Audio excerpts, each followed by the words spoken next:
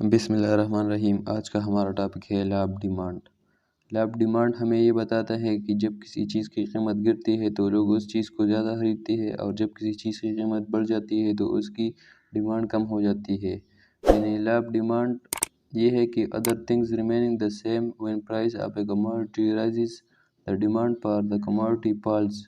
Inversely, when price of a commodity falls, the demand for it rises. Other things remain سے مطلب یہ ہے کہ اس طرح کی کچھ ایزمپشن ہوتے ہیں جو ہم چینج نہیں کرتے۔ جب کسی چیز کی قیمت میں اضافہ ہوتا ہے تو اس چیز کی ڈیمانڈ کم ہو جاتی ہے، اور جب قیمت میں کمی آ جاتی ہے تو ڈیمانڈ بڑھ جاتی ہے۔ یعنی پرائس اور ڈیمانڈ کے درمیان انورس ریلیشن شپ پایا جاتا ہے۔ اب چلتے ہیں ٹیبل اور ڈائیگرام کی طرف۔ ٹیبل میں ہمارے ساتھ پی ایکس اور ڈی ایکس ہے۔ پی ایکس سے مطلب پرائس آف ایکس ہے، اور ڈی ایکس سے مطلب ہے ڈیمانڈ آف ایکس۔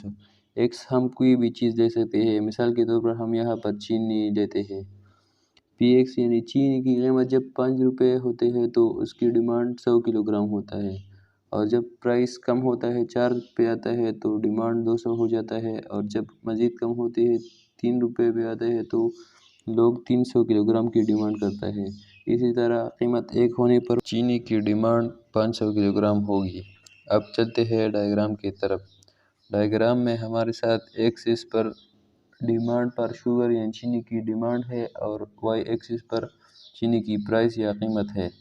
ٹیبل سے ظاہر ہے کہ جب چینی کی قیمت 5 روپے فی کلو گرام ہوتی ہے تو لوگ 100 کلو گرام چینی خریدتے ہیں، لیکن جیسے جیسے چینی کی قیمت میں کمی آ رہی ہے چینی کی ڈیمانڈ بڑھتی چلی جاتی ہے۔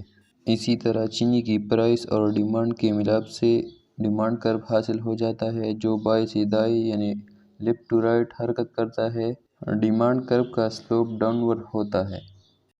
اب چلتے ہیں ایزمپشنز کی طرف۔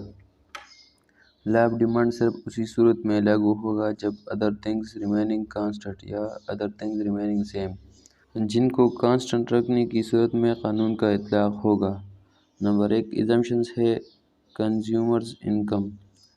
لیب ڈیمانڈ کے اطلاق کے لیے ضروری ہے کہ کنزیومرز کی آمدنی میں کوئی تبدیلی واقع نہیں ہوگی، کیونکہ اگر کنزیومر کی آمدنی میں اضافہ ہو جائے اور چیزوں کی قیمتوں میں کوئی تبدیلی واقع نہ ہو تو کنزیومرز چیزوں کی ڈیمانڈ بڑھا سکتے ہیں۔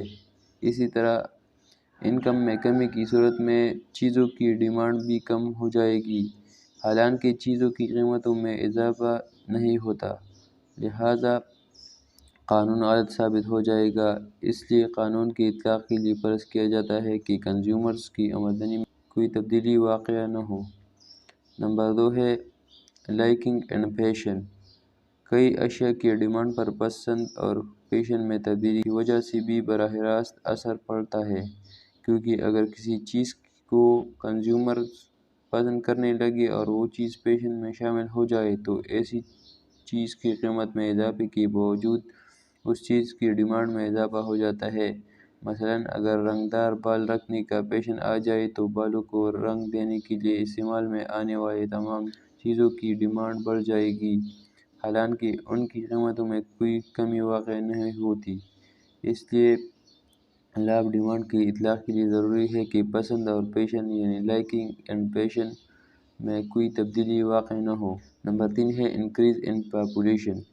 شرح افزائش آبادی میں تبدیلی سے بعض اشیاء کی ڈیمانڈ کم و بیش ہوتی رہتی ہے، حالانکہ ان اشیاء کی قیمت میں کوئی تبدیلی واقع نہیں ہوتی۔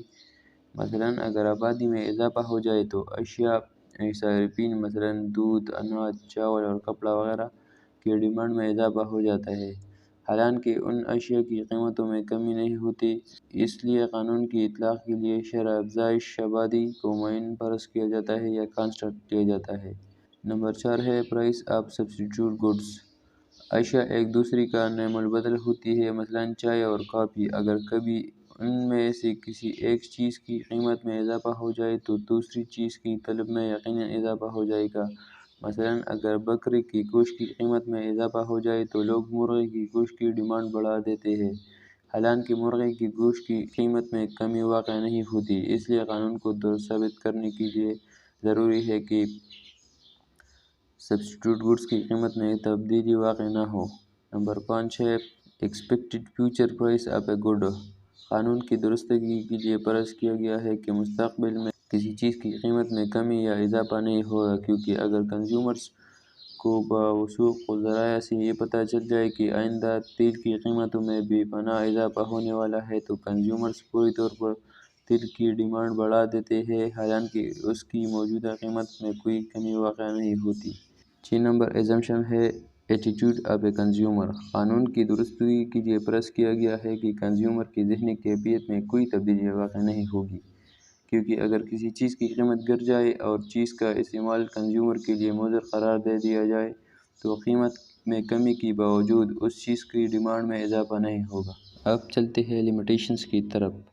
لمیٹیشن یہ حد بندیاں یعنی جن حالات میں لا آف ڈیمانڈ لاگو نہیں ہوتا۔ نمبر 1 لمیٹیشن ہے انفیریئر گڈز یعنی گھٹیا اشیاء۔ لا آف ڈیمانڈ کا اطلاق گھٹیا اشیاء پر نہیں ہوتا، مثلاً گندم کے مقابلے میں جوار، تازہ پھلوں کے مقابلے میں گلے سڑے پھل وغیرہ۔ ان تمام اشیاء کی قیمتوں میں کمی کے باوجود ان کی ڈیمانڈ پر کوئی اثر نہیں پڑتا۔ نمبر 2 ہے پریشیس گڈز یعنی قیمتی اشیاء۔ ایسی اشیاء جنہیں لوگ اپنی حیثیت کے لیے امتیازی نشان کے طور پر یا دولت کے دکھاوے کے لیے خریدتے ہیں، ان پر اس قانون کا اطلاق نہیں ہوتا، مثلاً اگر ہیرے جواہرات کی قیمتوں میں خواہ کتنا ہی اضافہ ہی کیوں نہ ہو جائے، قیمتی چیزوں کو خریدنے والے ان کی ڈیمانڈ میں کمی نہیں کرتے بلکہ دوسروں پر سبقت لے جانے کے لیے پہلے سے زیادہ خریدتے ہیں۔ نمبر 3 ہے ہارڈنگ یعنی ذخیرہ اندوزی۔ بعض اوقات ذخیرہ اندوزی یا وقت کی قلت کی وجہ سے عام اشیاء منڈی میں دستیاب نہیں ہوتے، اس لیے کنزیومرز ایسی اشیاء کی قلت کے پیش نظر استعمال میں لانے کے لیے ان کو زیادہ قیمت پر بھی زیادہ خریدنے پر تیار ہوتے ہیں، اس لیے ان حالات میں لا آف ڈیمانڈ کا اطلاق نہیں ہوتا۔ نمبر 4 ہے اگنورنس یا لا علمی۔ بعض اوقات محض لا علمی کے باعث لوگ زیادہ قیمت پر زیادہ اشیاء خرید لیتے ہیں اور کم قیمت پر کم اشیاء خرید لیتے ہیں، اس لیے ان حالات میں قانون کا اطلاق نہیں ہوتا۔ اگر ویڈیو پسند آئی ہے تو ویڈیو کو لائک کریں اور چینل کو ضرور سبسکرائب کیجیے۔